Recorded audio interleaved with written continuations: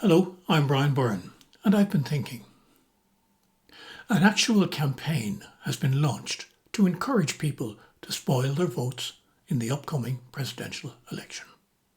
There's also a fair bit of similar commentary spouting on social media. A recent opinion poll suggests that about 6% of people plan to deliberately spoil their votes, which is about 4.5 times more than the actual level of spoiled votes in the 2018 presidential election.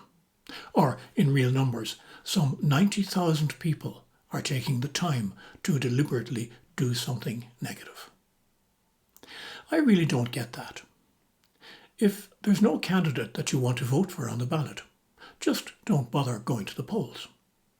Don't waste your own time and the time of the hard-working tellers at the count centres who have to sort your bit of useless paper from the ones that do make a difference.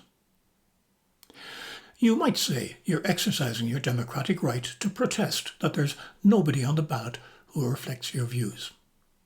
But have you thought that you're just being cranky? That you're throwing your toys out of the playpen because you're in a sulk? Okay, so you don't have Maria Steen or Gareth Sheridan on the ballot, or any of the others who didn't make it through the nomination process.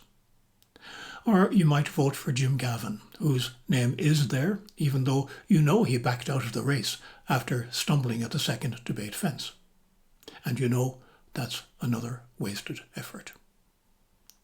The vote that we all enjoy today is a democratic one. It was hard fought for.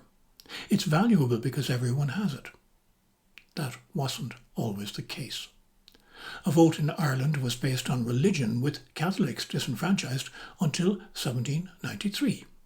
Then it was only available on the basis of property ownership until 1918. With the formation of the Irish Free State in 1922, the franchise was opened to all men and women citizens of the state. And it's now 53 years since the voting age here was lowered to 18.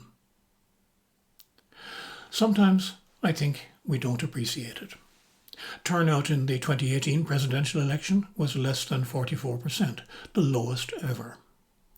Unlike, for example, Australia, voting here is not mandatory, it's our choice. What we have easy in our generation, maybe we don't value. Use it or lose it, isn't that what they say about life and skills? If we don't use our vote, we could lose our democracy. If that sounds extreme, look at what's happening across the Atlantic.